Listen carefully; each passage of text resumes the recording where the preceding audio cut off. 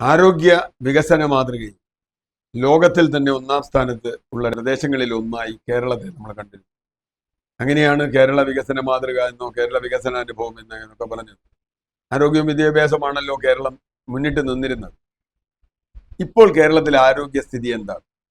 പൊതുജനാരോഗ്യത്തിന്റെ അവസ്ഥയിൽ കേരളം ഇപ്പോൾ എവിടെയാണ് നിൽക്കുന്നത് എന്ന വളരെ പ്രധാനപ്പെട്ട ഒരു ചോദ്യമാണ്. നമ്മുടെ ആശുപത്രികളിൽ വലിയ കെട്ടിടങ്ങൾ പണിതിട്ടുണ്ട്. ആശുപത്രികളിൽ അതൊക്കെ നമ്മൾ കാണാം. ആശുപത്രിയിൽ കൂടുതൽ വൃത്തി ഉണ്ടായിട്ടുണ്ട്. ഈ കാര്യത്തിലും തർക്കമില്ല. പക്ഷേ അതുകൊണ്ടായില്ലല്ലോ. പൊതുജനാരോഗ്യം എന്ന് പറയുന്നത് പൊതുജനങ്ങൾക്ക് ബോധ്യപ്പെടണം. അവിടെ ചെല്ലുമ്പോൾ നല്ല ഭംഗിയുണ്ട് എന്നുള്ളതല്ല. പല ആശുപത്രികളിലും മരുന്നില്ല, പല ആശുപത്രികളിലും ഡോക്ടർമാരില്ല, നഴ്സില്ല, അങ്ങനെയുള്ള പരാതികളുണ്ട്. അശ്രദ്ധമായി കൈകാര്യം ചെയ്യുന്ന പ്രശ്നമുണ്ട്. ഡോക്ടർമാരുടെ സുരക്ഷിതത്വം സംബന്ധിച്ച പ്രശ്നങ്ങളും വേറെയുമുണ്ട്. നമ്മൾ തൽക്കാലം അതൊക്കെ വിടാം. കേരളത്തിലെ ആരോഗ്യ സൂചകങ്ങൾ ചിലത് നമുക്കെടുക്കാം. നമ്മുടെ ഉയർന്ന ഡെത്ത് ഏജ്, അതിൽ ഉണ്ടായിട്ടുള്ള വളർച്ച, സ്ത്രീകൾക്കും പുരുഷന്മാർക്കും ഉണ്ടായിട്ടുള്ള വളർച്ച, അത് കേരളത്തിൽ വളരെ നിർണായകമായൊരു കാര്യമാണ്. അത് നിങ്ങളുടെ പ്രായം കൂടുന്തോറും രോഗാതുരത കൂടുകയും ചെയ്യും. അതുകൊണ്ട് രോഗങ്ങളുടെ എണ്ണത്തിൽ അളവ് കൂടുതലുണ്ടായി എന്ന് പറഞ്ഞാൽ അതൊരു തെറ്റല്ല. അത് ചെറിയ തോതിൽ നല്ലതാണ്, ഒരു നല്ല സൂചനയാണ്. കാരണം കൂടുതൽ ആളുകൾ കൂടുതൽ പ്രായം ജീവിച്ചിരിക്കും. പക്ഷേ ഇപ്പോൾ കാണുന്ന അതല്ല. കേരളം പകർച്ചവ്യാധികളുടെ ഒരു കേന്ദ്രവുമായി മാറിയിരിക്കുന്നു എന്നാണ്. വ്യാപകമായ പകർച്ചവ്യാധികൾ ഇവിടെ ഉണ്ടാവും. കഴിഞ്ഞ കുറേ ദിവസങ്ങളായി നമ്മൾ മാധ്യമങ്ങൾ ശ്രദ്ധിച്ചാൽ ഒരു ദിവസം 10,000-വും 12,000-വും ആളുകളാണ് പനിയുമായി ആശുപത്രിയിലെത്തുന്നത്. എങ്ങനെയാണ് മലയാളികൾക്ക്, കേരളീയർക്ക് ഇത്രയധികം പനി ബാധിക്കുന്നത്? അത് ഒരു ദിവസവും 2 ദിവസവും അല്ല, ആഴ്ചകളോളം പനിയും തൊണ്ടവേദനയും മേലുവേദനയും ഒക്കെ ആയി പോകും. അതിൽ നല്ലൊരു ഭാഗം അല്ലെങ്കിൽ ചെറിയൊരു ഭാഗമെങ്കിലും ഡെങ്കു പനിയായി മാറും. ഡെങ്കു പനി നമുക്കറിയാം, കൊതുകുകൾ വഴിയാണ് വളരുന്നത്. കൊതുകുകളെ തടയുന്നതിനുള്ള സംരക്ഷണ മാർഗങ്ങളുണ്ട്, ഇതൊക്കെ ഉണ്ട്. പക്ഷേ ഡെങ്കു പനി വന്നു കഴിഞ്ഞാൽ അത് വലിയ തോതിൽ ശരീരത്തെ തളർത്തുകയും അത് ശരീരത്തിൽ ഉറങ്ങിക്കിടക്കുകയും ചിലപ്പോൾ കുറെ കഴിയുമ്പോൾ അത് വീണ്ടും വരികയും ഒക്കെ ചെയ്യുന്നു എന്നുള്ള പ്രശ്നങ്ങളുണ്ട്. ഏതായാലും മനുഷ്യന്റെ ജീവിതത്തെ വല്ലാതെ തകരാറിലാക്കുന്ന ഒന്നാണ്. അത് ജോലിക്ക് പോകാൻ കഴിയില്ല, അല്ലെങ്കിൽ മറ്റു കാര്യങ്ങൾ കഴിയില്ല, ഇതെല്ലാം പ്രശ്നങ്ങളൊക്കെ.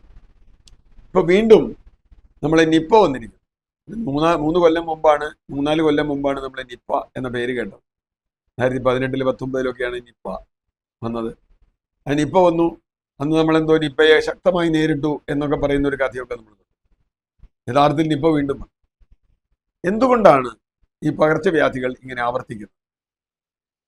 ആ പകർച്ചവ്യാധികൾ ആവർത്തിക്കുന്നതിന് പല കാരണങ്ങളും. അതിലൊന്ന് നമ്മുടെ മാലിന്യ സംസ്കരണവുമായി ബന്ധപ്പെട്ട വിഷയങ്ങൾ തന്നെയാണ്. നമ്മുടെ നദികൾ മലിനമാകുന്നു, മറ്റ് ജലാശയങ്ങൾ, കുളങ്ങളും കിണറുകളും ഒക്കെ മലിനമാകുന്നു, തോടുകൾ മലിനമാകുന്നു. അത് കൊതുകുകളെയും മറ്റു വൈറസുകളെയും വളർത്തുന്നതിൽ വലിയൊരു പങ്ക് വഹിക്കുന്നു. ഇതൊരു വശമാണ്. ഇത് പഠിക്കാതെ നിങ്ങൾക്ക് നിപ്പയെ നേരിടാൻ ഏതെങ്കിലും ഒരു മന്ത്രി വിചാരിച്ചിട്ട് മന്ത്രി മലപ്പുറത്ത് പോയി എന്നാലൊന്നും നിപ്പ നേരിടും. മലപ്പുറത്ത് പോയി നല്ലത് അവിടുത്തെ ഇതൊക്കെ നേതൃത്വം നൽകാൻ. കഴിഞ്ഞ കുറെ കാലങ്ങളായി ഈ മന്ത്രിയുടെ ഏക പണി എന്ന് പറഞ്ഞാൽ എന്തെങ്കിലും ഒരു പ്രശ്നം ഉണ്ടായാലും റിപ്പോർട്ട് മേടിക്കുകയും ആ റിപ്പോർട്ട് വളരെ ഭദ്രമായി തൻ്റെ ഓഫീസ് മുറിയുടെ ഏതെങ്കിലും ഉയർന്ന സ്ഥലത്ത് മൂലയിൽ ഒരു കാണാത്ത വിധത്തിൽ വയ്ക്കുകയുമാണ്. എത്ര റിപ്പോർട്ടുകൾ ഈ മന്ത്രി ചോദിച്ചിട്ടുണ്ട്, ആ റിപ്പോർട്ടിൽ എന്തെങ്കിലും നടപടി ഉണ്ടായിട്ടുണ്ടോ എന്ന് നമുക്കറിയില്ല. അതുകൊണ്ട് നമുക്ക് മന്ത്രിയെ കുറ്റം പറയാനുള്ള സമയമല്ലല്ലോ. ഈ നിപ്പ വളരെ അപകടകരമായ ഒരു രോഗമാണ്. ആ രോഗം ഇപ്പോ അങ്ങനെ എളുപ്പം പകരുന്നതുമാണ് എന്ന് പറയുന്നു. ഏതായാലും ഇന്നിപ്പോ കേട്ടൊരു വാർത്ത, നിപ്പ ബാധിച്ച കുട്ടിയുടെ കൂടെ ഉണ്ടായിരുന്ന ആളുകൾക്ക് 6-7 പേർക്ക് പരിശോധിച്ചതിൽ നെഗറ്റീവായി എന്നാണ്. ഈ പരിശോധനയ്ക്ക് നമുക്ക് പൂനെക്ക് പോകണം എന്നുള്ളത്. നമ്മളൊരു വൈറോളജി ഇൻസ്റ്റിറ്റ്യൂട്ടിനെ കുറിച്ച് 6-7 കൊല്ലം മുമ്പ് പറഞ്ഞു. കല്ലിടലോ കുഴികുത്തലോ ഒക്കെ ഉണ്ടായി. എന്തെങ്കിലും സംഭവിച്ചോ വൈറോളജി ഇൻസ്റ്റിറ്റ്യൂട്ട് കേരളത്തിൽ? ആലപ്പുഴയിലാണ് അത് വരുന്നത് പറഞ്ഞു. ഒന്നും സംഭവിച്ചില്ല. ഒരു അടി മുന്നോട്ട് പോയില്ല, ഒരു സംഭവം നടന്നില്ല. 6 വർഷം കൊണ്ട് ഒരു വൈറോളജി ഇൻസ്റ്റിറ്റ്യൂട്ട് സ്ഥാപിക്കാൻ നമുക്ക് പറ്റിയില്ലെങ്കിൽ നമ്മൾ കേരളയിലാണ് സ്ഥാപിക്കാൻ പോകുന്നത്. എന്താണ് നമ്മുടെ കാര്യം? ഇത് ഏറ്റവും അടിയന്തരമായി വേണ്ട ഒരു സംഗതിയല്ല. എന്തുകൊണ്ടുണ്ടായില്ല എന്ന ചോദ്യം വളരെ വളരെ പ്രസക്തമാണ് ഈ ഘട്ടത്തിൽ. ഏതായാലും നിപ്പ പടരാതിരിക്കട്ടെ, പടരില്ല എന്ന് നമുക്ക് പ്രതീക്ഷിക്കാം. അവർ പോയ വഴിയൊക്കെ തേടുന്നു, പഴയ കോവിഡിനെ അന്വേഷിച്ച് പോയ പോലെ അവരുടെ ബന്ധപ്പെട്ട ആളുകളുടെ ലിസ്റ്റ് എടുക്കുന്നു ഒക്കെ ഉണ്ട്. ഇനി ആർക്കും റിപ്പോർട്ട് ചെയ്തിട്ടില്ലെങ്കിൽ പക്ഷേ ഇപ്പൊ തന്നെ മരണങ്ങൾ സംഭവിച്ചു കഴിഞ്ഞിരിക്കുന്നു. അതുപോലെ മസ്തിഷ്ക ജ്വരം എന്ന് പറയുന്ന അമീബിയാക് എന്ന് പറയുന്ന ഒരു ജ്വരം ഇപ്പോൾ കുറെ പേർക്കെങ്കിലും ബാധിച്ചിട്ടുണ്ട്, കുറച്ചു പേർക്കെങ്കിലും അതിലും മരണം സംഭവിച്ചിട്ടുണ്ട്. അപ്പോൾ തീർച്ചയായും എന്തുകൊണ്ട് ഇതുണ്ടാകുന്നു എന്ന് അടിയന്തരമായ ഒരു ശ്രദ്ധ നമുക്ക് ഉണ്ടാകേണ്ടതല്ലേ. കുറെ കാലമായി ഇത് പറയുന്നു. എല്ലാ കാലത്തും പകർച്ചവ്യാധികളിലും കേരളം മുമ്പിലാണ്, ആരോഗ്യ സംരക്ഷണത്തിലും കേരളം മുമ്പിലാണ്, പകർച്ചവ്യാധികളിലും കേരളം മുമ്പിലാണ്. അതിലുള്ള ഒരു കാരണം എനിക്ക് തോന്നുന്നു, അതുകൂടി പരിശോധിക്കണം. മാലിന്യത്തിന് അപ്പുറത്തുള്ള ഒരു കാരണം ഏറ്റവും കൃത്യമായി പറഞ്ഞാൽ നമ്മുടെ കീടനാശിനികളുമായി ബന്ധപ്പെട്ട പ്രശ്നങ്ങൾ. ഒരുപാട് കീടനാശിനികൾ നമ്മൾ കൃഷിക്കടിക്കുന്ന കീടനാശിനി മാത്രമല്ല ഞാൻ പറയുന്നത്, നമ്മൾ നിത്യജീവിതത്തിൽ ഉപയോഗിക്കുന്ന കീടനാശിനികളുണ്ട്. നിങ്ങളൊക്കെ പരസ്യം കണ്ടിട്ടില്ലേ? കീടാണുക്കളെ കൊല്ലുന്ന സോപ്പ്, കൈ കഴുകാൻ, കാല് കഴുകാൻ, നിലം തുടയ്ക്കാൻ, പാത്രം കഴുകാൻ, കുളിക്കാൻ, തുണി കഴുകാൻ ഒക്കെ കീടാണുക്കളെ കൊല്ലുന്ന സോപ്പുകളാണ് നമ്മൾ ഉപയോഗിക്കുന്നത്. എന്ന് പറഞ്ഞാൽ അതൊക്കെ ആന്റിബയോട്ടിക്കുകളാണ്, പവർഫുൾ ആന്റിബയോട്ടിക്കുകളാണ് കീടാണുക്കളെ കൊല്ലാൻ നമ്മൾ ഉപയോഗിക്കുന്നത്. ഇത് കൂടാതെയാണ് നമ്മൾ എലിയെ കൊല്ലാൻ, പാറ്റയെ കൊല്ലാൻ ഒക്കെ വിഷടിക്കുന്നത്. ചുരുക്കത്തിൽ ഇതെല്ലാം ഒലിച്ച് നമ്മുടെ ജലാശയങ്ങളിലും നമ്മുടെ ചുറ്റുപാടുമുള്ള മണ്ണിലും കലരും. ഈ കീടനാശിനികളെ മറികടന്നുകൊണ്ടാണ് ഇപ്പോൾ വൈറസുകൾ വളരുന്നത്. അല്ലെങ്കിൽ നമ്മുടെ ഇതിലൊന്നും വൈറസ് വളരില്ല. നമ്മുടെ ജലാശയങ്ങളിൽ വൈറസ് വളരുന്ന എങ്ങനെയാണ്? ആ വളരുന്നത്, അല്ലെങ്കിൽ മാലിന്യങ്ങൾ വളരുന്നത് അവിടെയുള്ള ഈ കീടനാശിനികളെ അതിജീവിച്ചിട്ടാണ്. കീടനാശിനികളെ അതിജീവിക്കുക എന്ന് പറഞ്ഞാൽ ഈ ആന്റിബയോട്ടിക്കിന്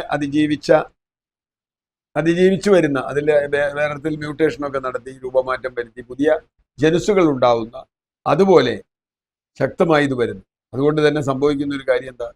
ഈ വൈറസുകൾക്ക് നമ്മൾ സാധാരണ മനുഷ്യരിൽ പ്രയോഗിക്കുന്ന ആന്റിബയോട്ടിക്കുകൾ പലതും ഏൽക്കാതെ പോകുന്നു എന്നതാണ് സത്യം.